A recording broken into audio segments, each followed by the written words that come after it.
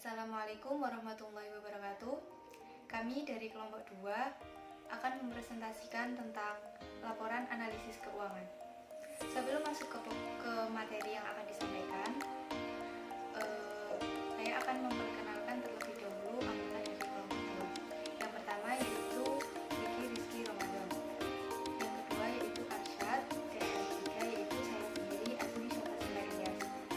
Untuk materi yang pertama yaitu tentang pengertian.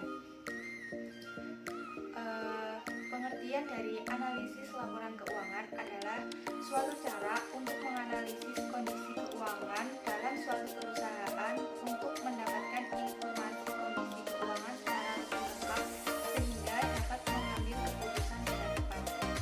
Jadi dari pengertian tersebut dapat kita pahami bahwa pengertian dari laporan analisis keuangan sendiri adalah untuk memperjelas keadaan dana atau aset yang ada di sebuah perusahaan untuk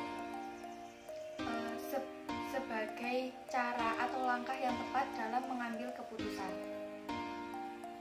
Untuk materi yang selanjutnya atau yang kedua yaitu tentang metode analisis keuangan. Di sini ada dua metode yang dapat dilakukan dalam membuat laporan analisis keuangan. Yang pertama yaitu analisis vertikal. Analisis vertikal ini merupakan analisis yang dilakukan terhadap hanya satu periode laporan keuangan saja. Jadi informasi yang diperoleh hanya untuk satu periode saja dan tidak diketahui perkembangan perusahaan dari periode ke periode lain. Jadi benar-benar setelah periode satu ini selesai, jadi laporan keuangannya juga selesai dan tidak digunakan untuk periode-periode berikutnya. Untuk yang kedua yaitu analisis horizontal atau analisis dinamis. Analisis ini dilakukan dengan membandingkan laporan keuangan untuk beberapa periode. Dari hasil analisis ini akan terlihat perkembangan perusahaan dari periode yang satu ke periode yang lainnya. Dalam analisis yang kedua ini bisa digunakan untuk perbandingan untuk mengembangkan suatu perusahaan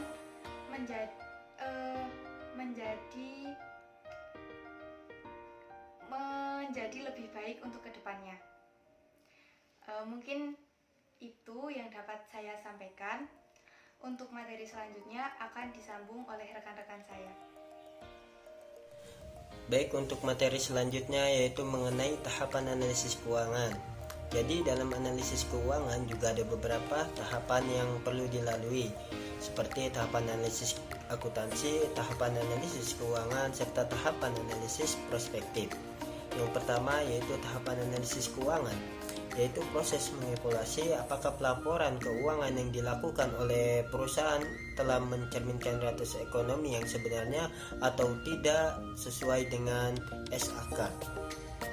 Proses ini dilakukan dengan cara mempelajari transaksi yang terjadi, seperti laporan keuangan dibuat agar laporan tersebut lebih mencerminkan realitas ekonomi yang sebenarnya, sehingga kesimpulan yang diambil pada tahapan analisis keuangan menjadi lebih bisa diandalkan. Yang kedua yaitu tahapan analisis keuangan, yaitu tahapan pemanfaatan laporan keuangan untuk menganalisis posisi dan kinerja keuangan yang telah dicapai perusahaan dan mengevaluasi kinerja perusahaan di masa yang akan datang. Dalam tahapan ini, secara umum perusahaan melakukan analisis kegiatan operasi, kegiatan investasi, dan pendanaan yang telah dicapai perusahaan. Analisis yang dilakukan atas kegiatan operasi dan kegiatan investasi biasanya dilakukan dengan melakukan apa yang biasa disebut sebagai analisis profitabilitas, yaitu evaluasi atas kemampuan perusahaan dalam menghasilkan laba. Sedangkan analisis kegiatan pendanaan biasanya dilakukan dengan melakukan apa yang bisa disebut sebagai analisis resiko, yaitu melakukan evaluasi atas kemampuan perusahaan untuk memenuhi komitmennya. Untuk tahapan terakhir yaitu tahapan analisis prospektif, Tahapan ini merupakan tahapan analisis prospektif yang merupakan tahapan akhir dari analisis laporan keuangan. Analisis ini terdiri dari dua bagian, yaitu analisis peramalan serta analisis penilaian. Materi selanjutnya adalah mengenai alat-alat dari analisis laporan keuangan. Yang pertama adalah Comparative Financial Statement Analysis. Ciri dari alat ini adalah proses membandingkan dan mengevaluasi arus kas, namun dalam beberapa periode saja. Sedangkan yang kedua, Change Between Years Analysis, yaitu sama-sama membandingkan, hanya saja dia membandingkan arus kas dalam beberapa tahun. Jadi perbedaan antara dua alat tersebut adalah periode yang dia analisis dan dia bandingkan.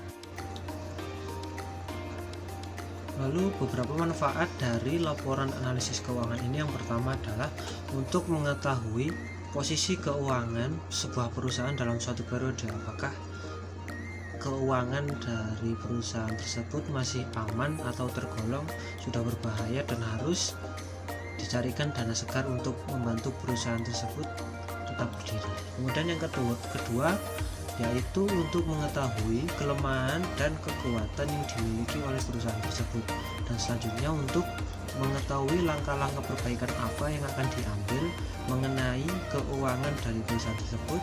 Kemudian yang selanjutnya untuk menilai kinerja manajemen keuangan terutama dalam perusahaan tersebut agar kedepannya menjadi lebih baik lagi.